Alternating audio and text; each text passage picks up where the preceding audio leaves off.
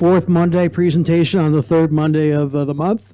We're very pleased to present John Hess. If you are regular at these presentations, you're going to recognize John since the beginning of the year. He's been graciously donating his services to become our now trusted videographer, and who streams these presentations online to the cyber world monthly. His teammate Joseph is doing the honors tonight. Thank you, Joseph. If you're there. Oh, he moved. Oh, there he is. Thank you, Joseph. John is a local filmmaker and video producer with over 20 years of professional experience. In 2008, he co-founded Filmmaker IQ and began producing YouTube documentaries that cover the history, science, and technology of filmmaking. John teaches video production classes at Mount San Jacinto College and is an avid musician. Tonight, John treats us to a presentation about the first film made with synchronized sound. John, you ready to do it? Welcome, John, please.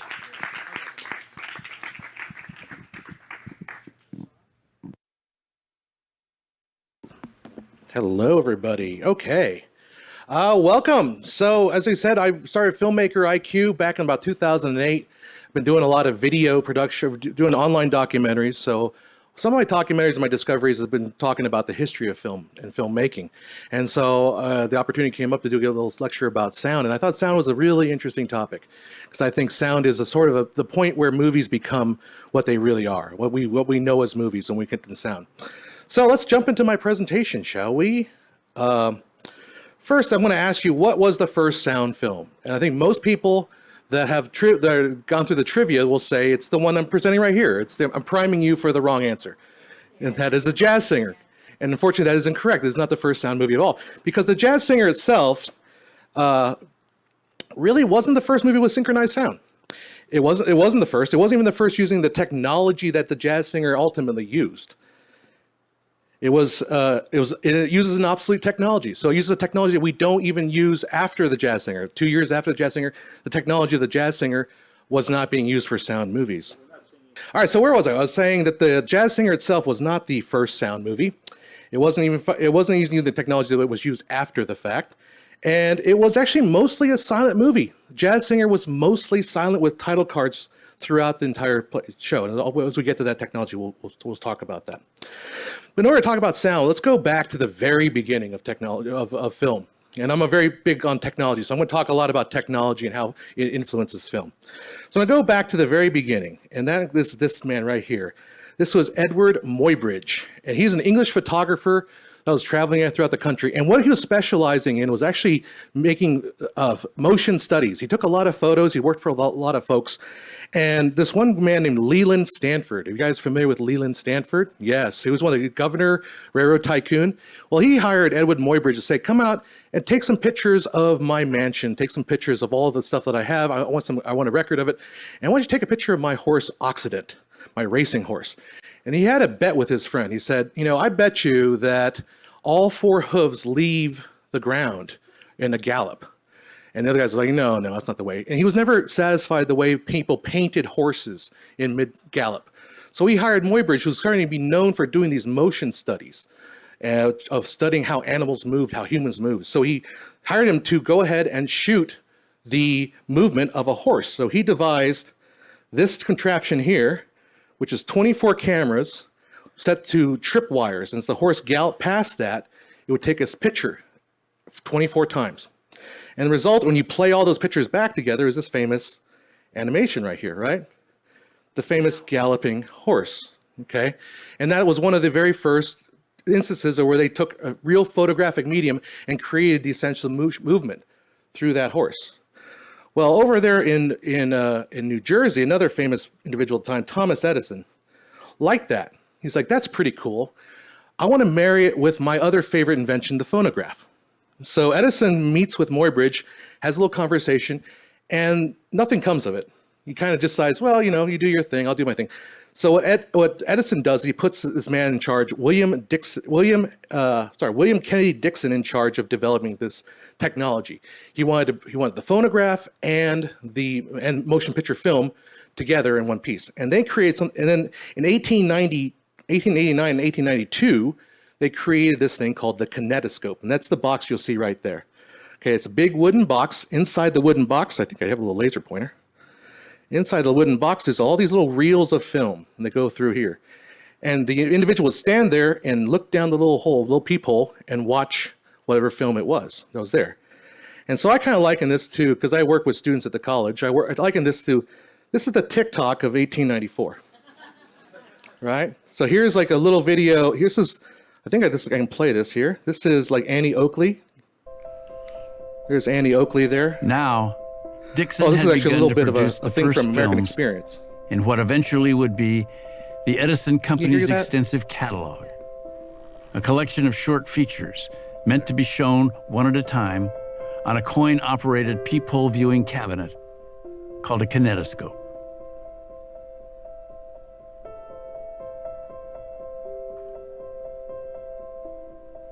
So very much like The TikTok. first motion picture entertainment 20-second device was a genius contraption that allowed you to see a loop of film, a very short loop.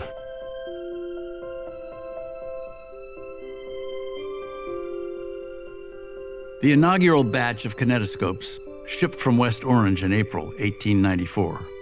5 to Atlantic City, 10 to Chicago, and 10 to a small storefront in Manhattan, a former shoe shop near Herald Square, soon to become the world's first commercial kinetoscope parlor. They were setting up the machines, getting ready to open, and curiosity seekers had gathered, and they decided to let them in to give the machines a try. And it turned out to overwhelm them. The public poured in. The novelty of the thing was incredibly attractive.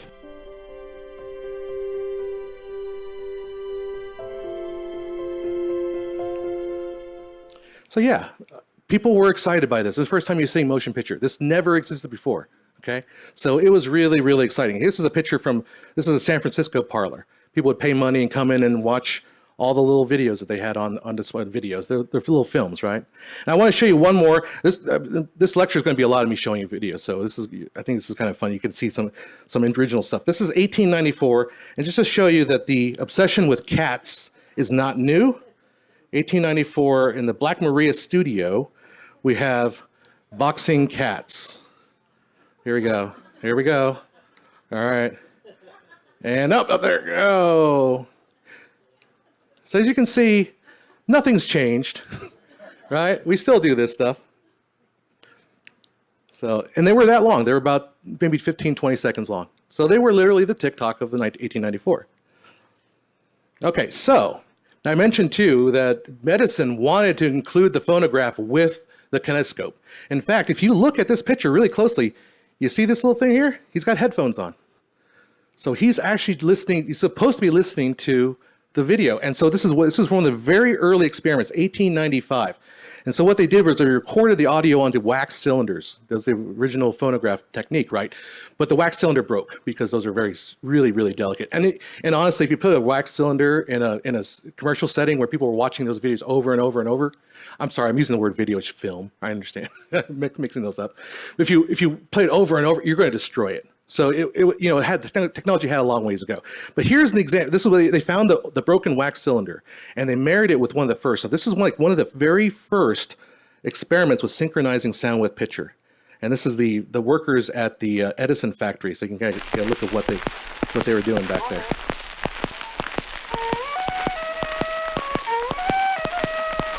Yep, 1895.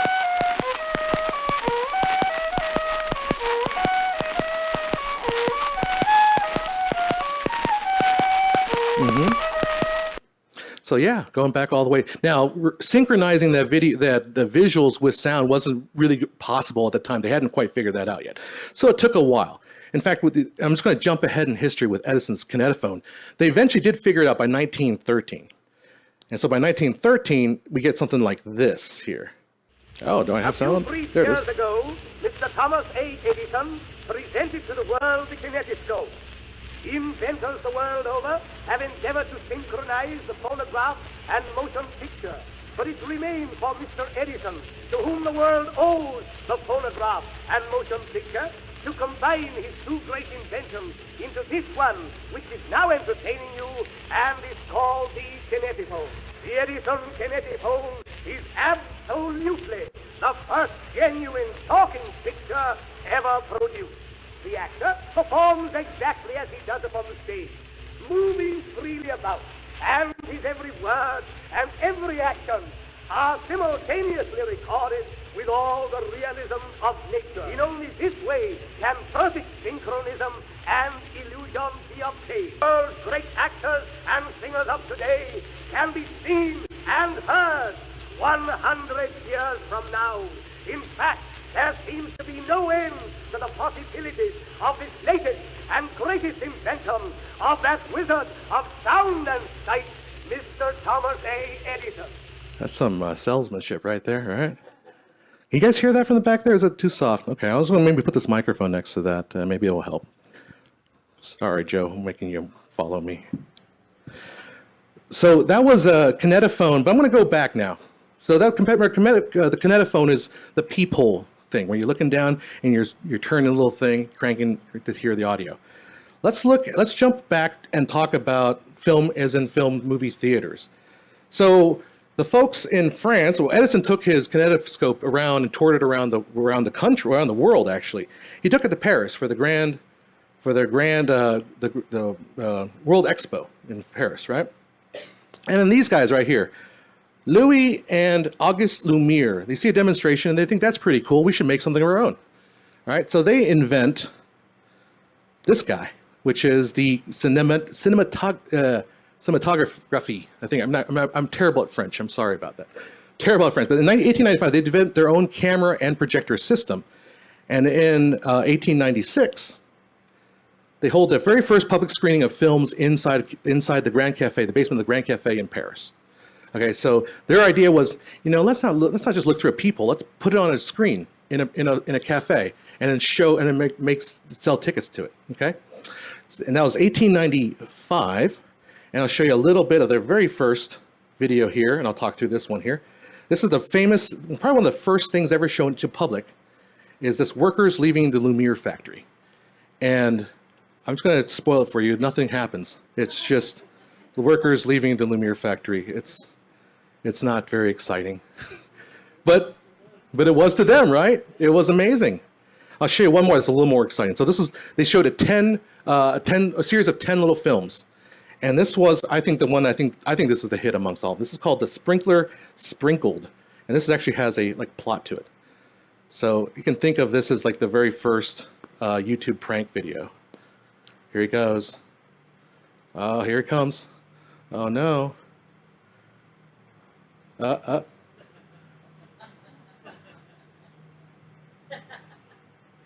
No! Just a prank, bro. Just a prank. Oh, no. No, oh, no. Now he's going to get some corporal punishment. Uh-oh. Getting a beating there. All right. Let's get back to watering. There we go. So that was on the list of 10 films that were shown that day. Okay. So now Edison, or at least Edison's folks, they probably knew about what's happening in France. They're like, we can't let the French do this to us. Let's create our own version. So Edison goes ahead and buys a projector system of his own, the phantoscope, and renames it the Vitascope. And this is a picture of the Vitascope. And in 1896, so 1 year after the Lumiere brothers, he has their very first public screening at Koster and Bial's Music Hall in New York City, April 23rd, 1896. And now one thing I want to show you in this particular picture, this is very telling about this poster here, is look down there. There's an orchestra pit. So the very first silent movies were never watched in silence. They always had music. They always had an orchestra. They had somebody playing music. Okay, that's going to be a key point as we're going forward here. All right, so moving forward, after we found out that showing movies in public was actually a viable thing. We have the rise of something called the Nickelodeons. Okay, the Nickelodeons comes from the term Nickelodeon. So you paid your 5 cents, you can go in, And they ran these series of films, like little short films. They had vaudeville acts, they had comedy, they had maybe singers and dancers and all that stuff. So you paid your 5 cents, you went in and you saw some films, you just got some entertainment, and you left whenever you felt like it. So that's the Nickelodeon. And that existed between about 1905 to 1915. So the whole new form of entertainment arose from this technology, the Nickelodeon. Well, as people watch these films, got used to watching motion pictures, they started wanting more.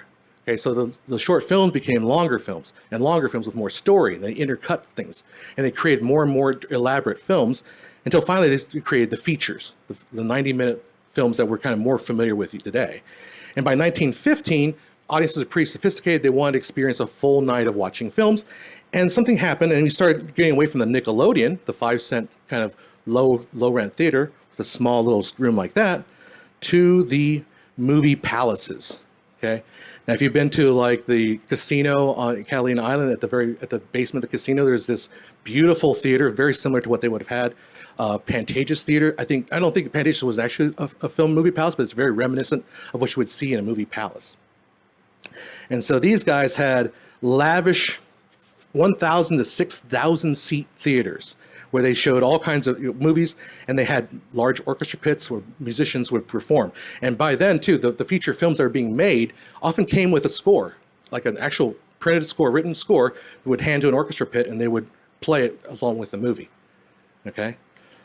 So the whole point with all that is silent movies were never really silent. The word silent movie is a retronym. We call them silent movies just to distinguish them from talkies that came in later, but we never actually watched them in silence.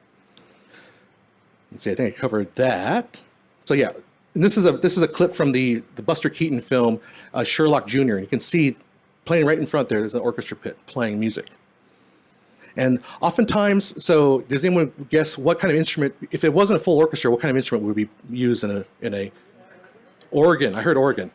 Or pipe organ, not only pipe organ, the Wurlitzer, the mighty Wurlitzer. And this is an image of the mighty Wurlitzer. The mighty Wurlitzer had not only pipe organs, but it had like percussion, had like xylophones. So the person playing could play all different kinds of sound effects. And in fact, when I was doing the research for this talk, there's one beautiful one in Santa Ana I want to go see, because they do silent movies like every Saturday night. So the mighty Wurlitzer. Yeah, organ was 50% of all theaters had organs. Then piano was the next one, and then smaller groups like that. So if you are an executive and a producer in the burgeoning film world, you start looking at all these orchestras and you realize, okay, so by 1920, the film industry employed over 10,000 musicians in the industry. That's larger than any other entertainment industry. 10,000 musicians work directly for the film industry. If you're an executive and you're looking at your bottom line, you're thinking, how do I cut those costs? Okay, because it's a lot of labor to hire all those musicians. On top of that, how do you scale? If you want to open a new theater, you need to have more musicians. You need to hire more people, okay? So scalability was an issue. Also, artistic control. Like what happens if the orchestra in Pittsburgh doesn't sound as good as the orchestra in Miami? You want to make sure everything's even so your patrons going to see the film will get the same experience. So how do we do that? We replace the musicians with technology. But the problem with technology, what was the barrier to getting sound into film, was amplification. It was a technological barrier, okay? How do you turn a small signal, a small electrical impulse from like a microphone and blow it up so it could fill the entire room? And the secret to that was the vacuum tube amplifier. And this is Lee DeForest here, and he's the inventor, or at least there's a long story behind Lee DeForest if you want to look into it. But he's the inventor of the vacuum tube, and it takes a small signal and it amplifies it many times over so you can actually fill the room with sound.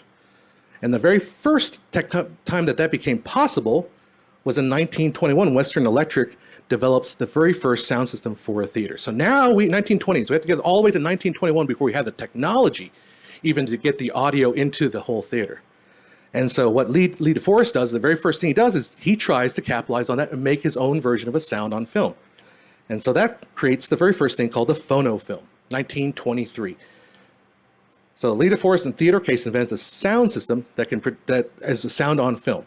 And I want to show you this little clip here from one of his early phonofilms. This is Eddie Cantor. You guys familiar with Eddie Cantor at all? Okay. So this is sort of a stand-up comedy bit. I'm going to let him speak for it so you can see what it looks like from 2 years ago. Here it goes. I think it's going to pick up here. Here we go.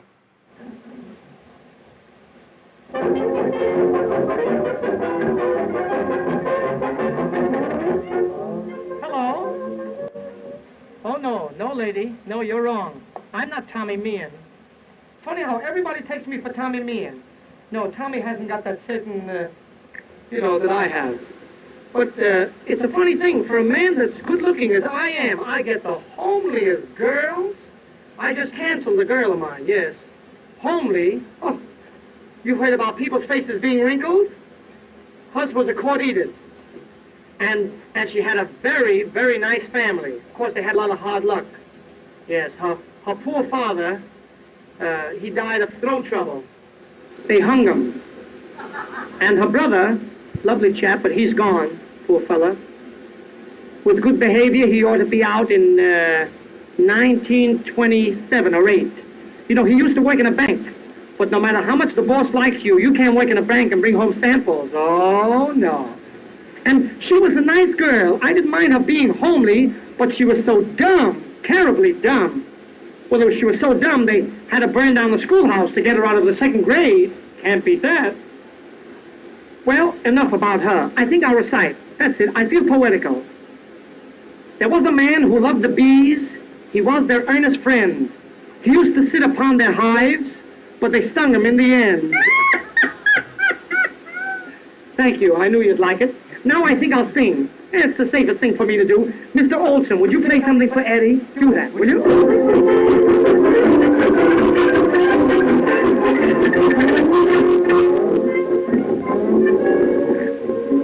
I may look simple, but I want you to. I'm full of knowledge. I'm right at home with brainy men, and then my wisdom I show. But when there's clever girls around, I get up and go. Who'll have me made a babies out of war? I'm going to say I've been times before. Oh, the dumber they come, the better I like them, 'cause the dumb ones know how to make love. Oh, Weisenheimer has you need for folks when you call. The brainless baby always keeps you down in the hall. Oh, the dumbbells I met have won beauty prizes. They look like angels sent from above. The clever girl will want to know if you mean to wed. The dumb ones never think of looking that far ahead. That's why the dumber they come, the better I like them. 'Cause the dumb ones know how to make love. Oh, the dumber they come, the better I like them. 'Cause the dumb ones know how to make love. The smart girls speak Greek and other languages too, but the dumb girls' only language is who's poochie-poochie as you. All the stats that I bet have won beauty prizes. They look like angels sent from above. You start squeezing clever girls, you're soon on the shelf. But when you're with dumb daughters, you can just be yourself. All the dumber they come, the better I like them. The dumb ones know how to make love.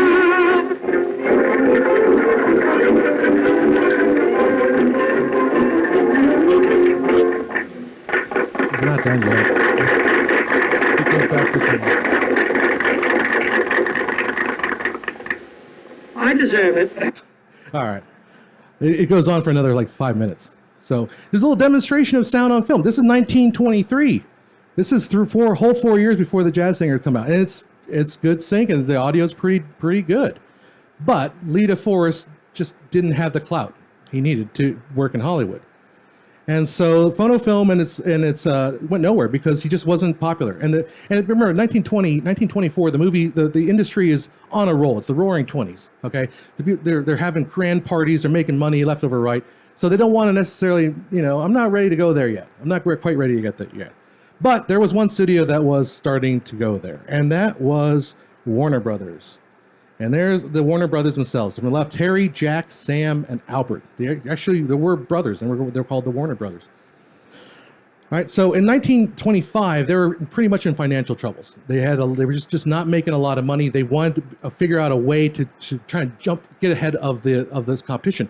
And they saw that sound could possibly be the way to do it. So the spearhead of that was Sam Warner. Sam Warner is this gentleman right here. And he approached Western Electric to try to create a sound on film system. And the sound on film system they came up with was called Vitaphone. And there's the logo for Vitaphone.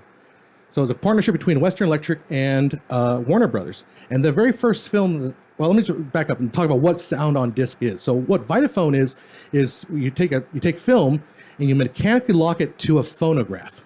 Okay, so they used a 16-inch vinyl disc, and the vinyl disc had like mechanical and belts attached to the actual camera system, so they would work in sync. Okay, and they ran it at 33 1/3 RPM. So this enabled 11 minutes per reel of film, which a 1,000-foot reel of film was about 11 minutes when you play it back at 24 frames a second, which is what they settled on. Okay, so the very first film that got this was actually a movie film called Don Juan, and it premiered on August 6, 1926, along with a program of other short films throughout the program. I can play for you a little bit. But what Don Juan was, and that's John Barrymore here. This is like a little trailer, a more modern trailer. It was a silent film with musical accompaniment. There's John Barrymore. That's Drew Barrymore's granddad, by the way. So you get a little sense of what Don Juan looked like here.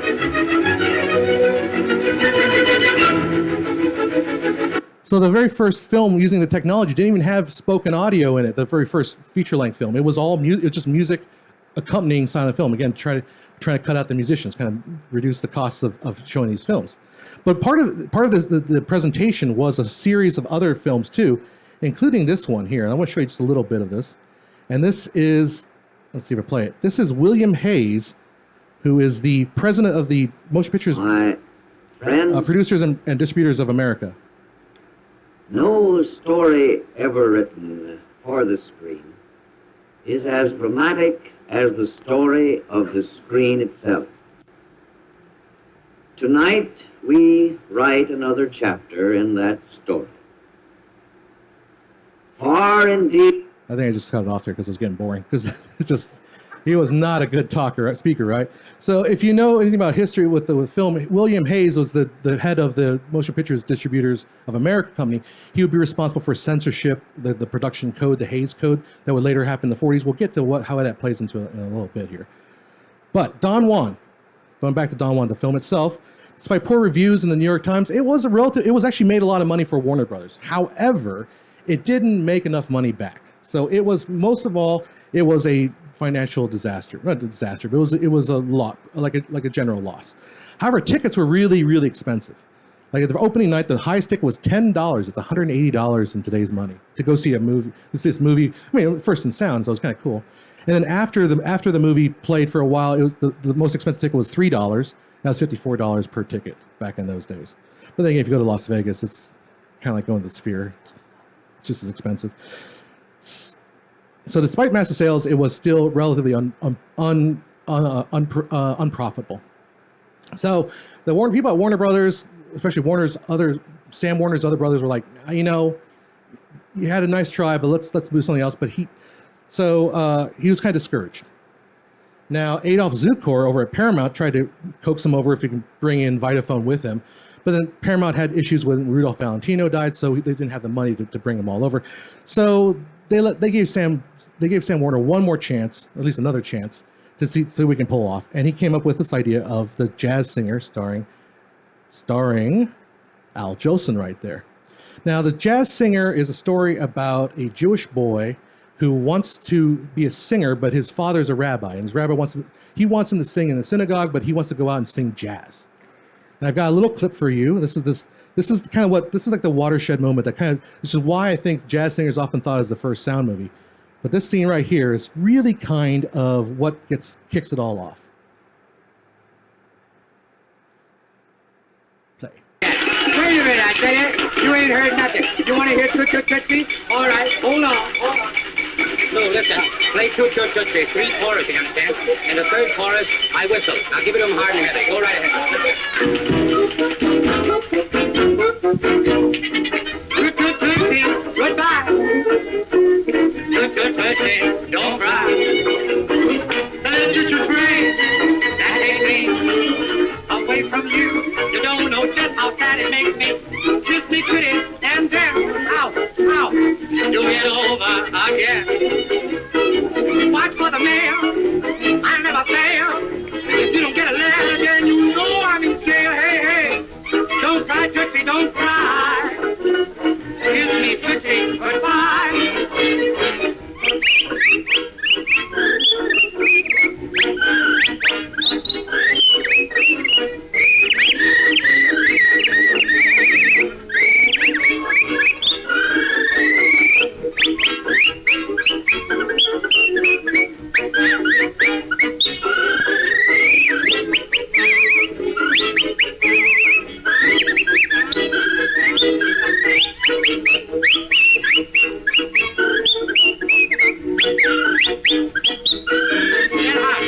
Goodbye, Julie.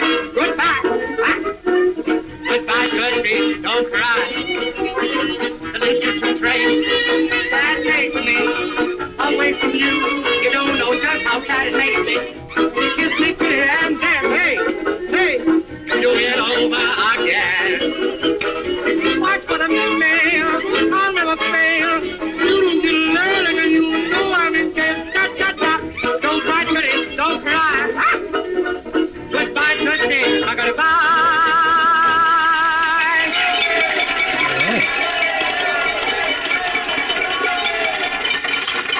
So it's sort of that line, you ain't heard nothing yet. That kind of kicked it all off. You ain't heard nothing yet. Now I want to show you one more scene from Jazz Singer, and to me, it's a very sweet scene. It's where he's singing to his mother and talking about, well, when I'm famous, I'm going to take you to Coney Island and all that. But this is largely improvised stuff because they didn't really know how to write scripts because the sound movies are new, right? So it's largely improvised, but at the very end, you'll see it turn back into a silent movie. Because remember, most of the Jazz Singer is actually a silent movie. But I want to kind of give you a sense of how that sounds. Oh, there we go. So here's that scene. Here's at least half of it. Blue skies from now on. You like that, Mama? I'm glad of it. I'd rather please you than anybody I know of. Oh, darling, will you give me something? You'll never guess. Shut your eyes, Mama. Shut them for little Jackie. Oh, I'm going to steal something. I'll give it back to you someday, too. You see if I don't. Mama, darling, if I'm a success in this show, well, we're going to move from here. Oh, yes, we're going to move up in the Bronx. A lot of nice green grass up there, and a whole lot of people you know. There's the Ginsbergs, and the Gutenbergs, and the Goldbergs. Oh, a whole lot of birds. I don't know them all. And I'm going to buy you a nice black silk dress, Mama. You see, Mrs. Friedman, the butcher's wife, she'll be jealous of you. Yes, she will. You see if she isn't. And I'm going to get you a nice pink dress that'll go with your brown eyes. No, What do you mean, no? Who is telling you? What do you mean, no? Yes, you'll wear pink or else. Or else you'll wear pink. And, darling, I'm going to take you to Coney Island. Yes, we're going to ride on the shoot. And, in the dark mill. Ever been to the dark mill? Well, with me, it's all right. I'll kiss you and hug you. You see all right. Now, Mama, stop now. You're just kidneys. Mama, listen, I'm going to sing this like I will if I go on the stage, with this mule. I'm going to sing it jazzy. Now, get this. Blue sky, smiling at me. Love, little blue sign. Do I see? Do.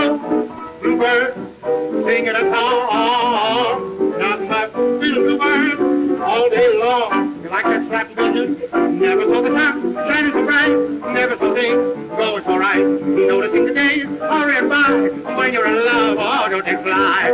They, all of them wrong, not but.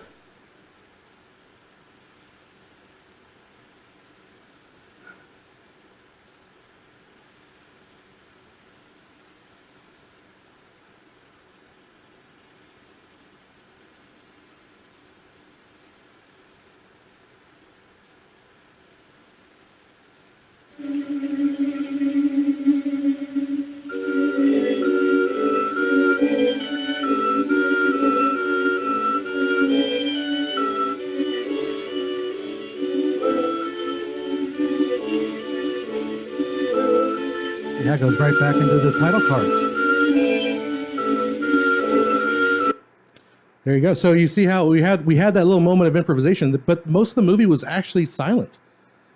In fact, in total, only about 2 minutes was actually had synchronized talking, and the rest was actually all done with title cards. It was all most of those 2 minutes was improvised, like what you saw right there.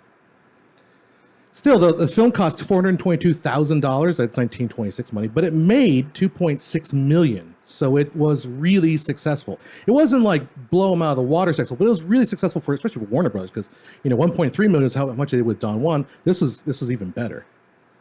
Okay. Unfortunately, that's a sad story. Sam Warner, who pushed for that technology, literally had a brain hemorrhage. And he died the night before the premiere in New York City. So he didn't actually see the success that his work for the technology actually created there. All right. So the problem with this, though, is this is Vitaphone. Remember, Vitaphone is sound on disc. That means the sound actually comes from a phonograph connected to the film projector. The problem with that is, they discovered there was a demand for talkies. People liked going to the talking movies. People were interested in that. But because they relied on mechanical, there's oftentimes drift. Like anything with mechanical, there's bound to be something that's going wrong, right? So these machines were tended to drift over time. On top of that, records were fragile. So like, if you're taking stuff on the road, gets bumped on the road, remember the roads weren't that good back then, you can break those discs really easy, or at least scratch them up. And if you scratch a disc, you're gonna lose the sync with the image. On top of that, when they recorded the film, when they shot the film, they had to do the sound in one take. There was no way to edit phonographed music. You can't cut it and splice it up and edit it all together. And lastly, because I talked about William Hayes and censorship, in America at the time, the film was not considered free speech yet. So every state has a censorship board. So what was okay in New York might not play in Kansas. So if you shot a film in New York, you brought it to Kansas, they might demand you take out a scene or two. So how were you able to do that if it's on a phonograph? You couldn't cut the film. So it made it pretty much impossible. So for those reasons, they had to come up with a better technology. And a couple of them started showing up. And the first one I want to talk about is Fox Movie Tone. So Fox Movie Tone, this is my buddy here, William Fox. He's the father of Fox Film. And to compete, he bought a technology called Tri-Ergon from 3 German inventors and DeForest old associate Theodore Case in 1926. And their first movie with that was called Sunrise, Song of Two Humans by F.W. Murnau, which was a silent film, completely silent, but it had synchronized music and sound effects. And then they got really popular they did a lot of Fox Movie Tone News, the precursor to Fox News, way back when. This is like a newsreel business, so they use the technology for newsreels. So that was one technology that was competing. Another that competed with them was from RCA. It's called Photophone. And Photophone was first demonstrated in 1926, 1927. And in 1928, RCA created a subsidiary with RCA to create, Photophone, created the Photophone. And in 1928, they formed a company called RKO. You guys heard of RKO, right? RKO is a really famous studio from back then. By joining Film Booking Office of America, FBC, with a Keith Albury's Orpheum, the theater operator. And this is how John F. Kennedy's father gets involved with all this, right? Because he was the one that started FBO, or he managed FBO. So that's what RKO. So then we have these two technologies. Their first film was the sound version of Wings. Now, Wings, for your trivia nuts, is the first movie to ever win an Oscar. That was the very first Oscar given was Wings. Clara Bow and some other folks in that movie. So let's talk about what sound on film looks like, or how it worked. So sound on film had two different varieties. First is the movie tone version. That's the one on the left here. So how that worked was you had a small light, when the camera itself, you had a small little light bulb, and it was attached to the microphone. And the microphones, the power from the microphone, the electricity from the microphone, caused the lamp to kind of get brighter or softer. And that created this little called variable density. So they get brighter and softer, and that's how you recorded sound onto the film itself. Okay. Now during playback, you'd have a separate little light bulb in the projector, and would shine light through the section of film. And where it's dark, no light shone through. So there was a photoreceptor on the other side. When no light shone through it, you had zero signal.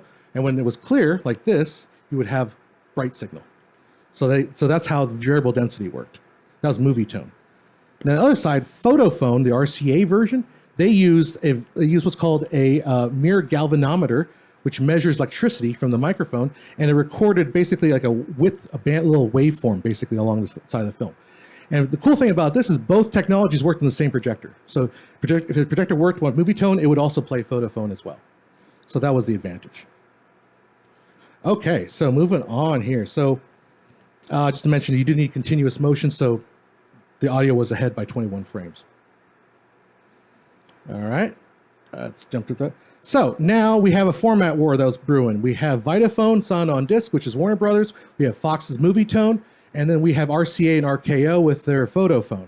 So we're trying to avoid a format war. We want to make sure everybody's on board because converting to sound is very, very expensive. We want to make sure we pick a technology and then go with it.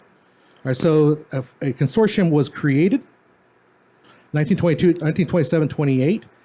You had the newly created Academy of Motion Pictures Arts and Sciences commissioned to figure out what a sound system to go with. And it consisted of Paramount, MGM, Universal, United Artists, First National, Warner Brothers, Fox, RCA, Western Electric, reps, and technical advisors from Bell Labs. Bell Labs being AT&T, right? Because they were all intertwined with the technology.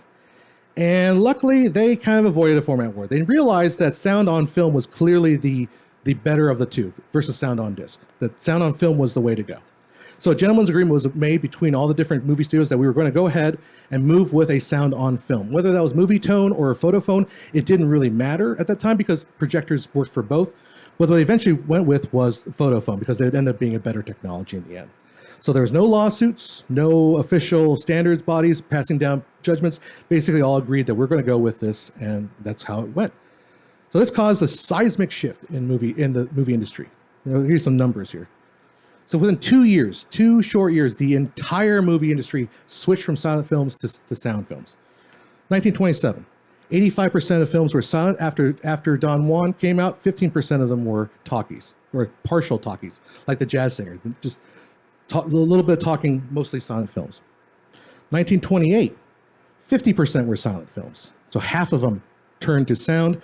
We had our very first all-talkie film with this guy right here, The Lights of New York. This is also from Warner Brothers. So the entire film full of talking. 1929, 10% silent films. And 15% were partial talkies, and 75% were all talkies. 2 years, we went from no talking pictures to 75% talking pictures. On the theater side, we went from 1927, only 10% of theaters having this equipment to run sound, to now 65% of the theaters had running sound, had sound in the theaters. Now, anybody can guess why I'm picking the year 1929 as where I'm making the cutoff? Exactly, because right after that, stock market crashed. 1929, October 29, 1929, banks went crazy, and all of a sudden, you couldn't borrow money to re-equip your theater for sound. So luckily, they got in just right before the stock market crash and all that money dried up. So Hollywood was definitely in an expensive turmoil and the transition to sound. This led to a consolidation, basically, of all the movie studios. The big boys they got bigger by buying up all the small companies that couldn't get funding. And that ultimately led to what is called the golden age of Hollywood that we're kind of all familiar with today.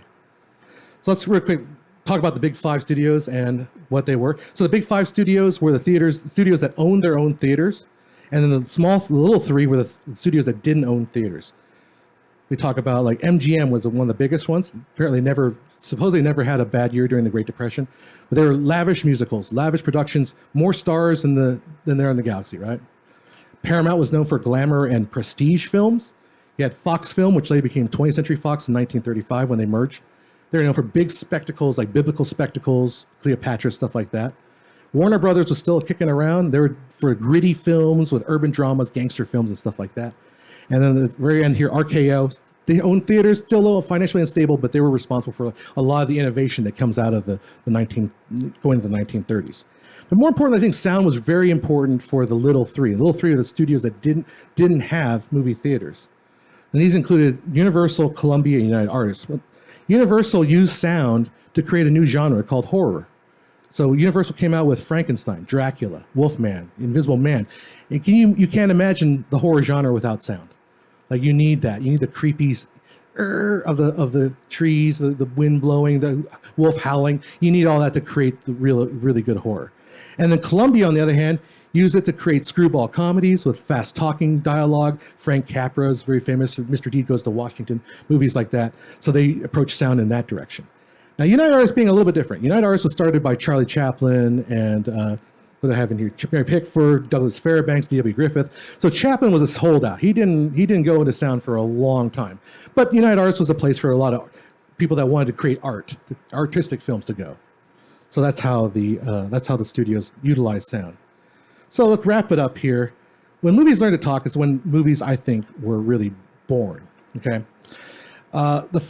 Now, at the very beginning of the sound era, technology did limit the artistic capabilities of sound because sounds were a silent camera is like a sewing machine, just click, click, click, click, click, click, click. It's just really, really noisy. So you had to bury the camera in a soundproof booth, right?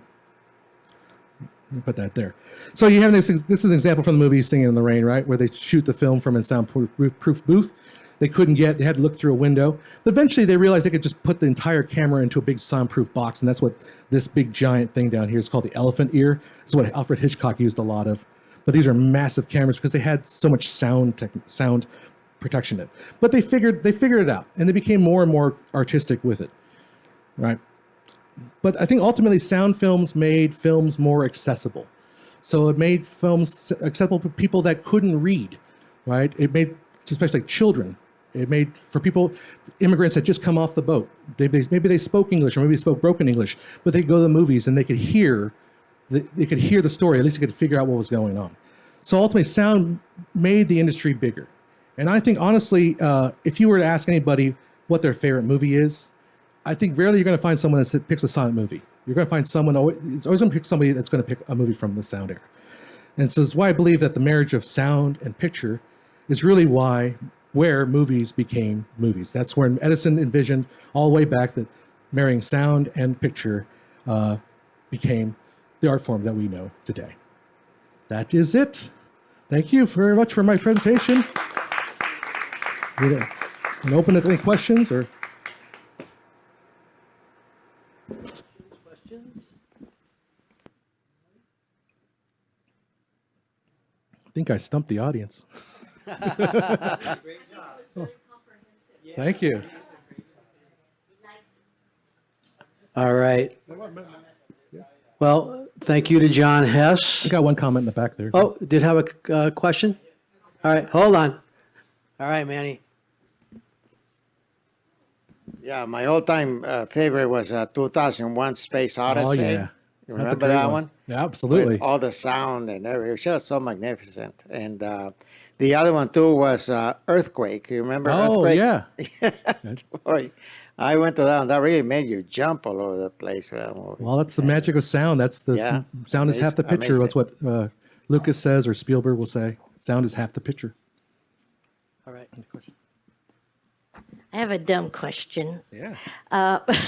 When I saw Cinerama, I thought by now all movies would be 3D. What happened? Well, Cinerama is the 3 projector system, right?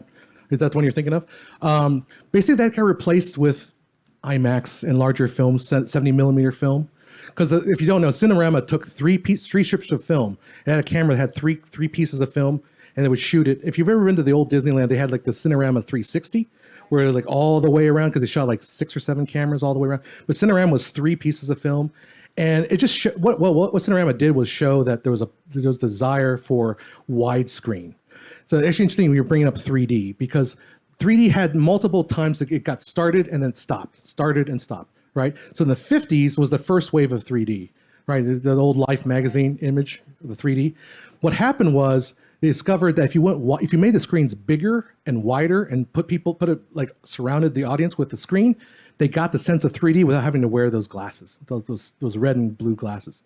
And then in the 80s, we had another wave of 3D, and then recently, maybe like 10 years ago, there was another with real 3D and all that, and it kind of petered out too, because I think people they don't want to go through the trouble of 3D. They just want to watch their stuff. People are watching movies on their phones. They don't really need to watch it in 3D. So that's I think that's what happened with 3D. That's a great question, though. Yes. Yep, the curved Cinerama. Yep. Mm-hmm. Oh, really? Yeah. That's cool. Oh. The 4D tech.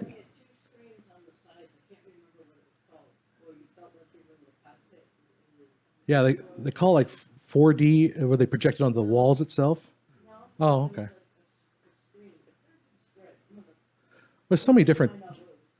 Yeah. Let me know. We got another question here. Yeah, well, not a question, but in 37 and 38, you had Wizard of Oz and Gone with Yes. the Wind. I mean, that was big time. That was I a mean, those are 39. still great movies. That was a great year for movies.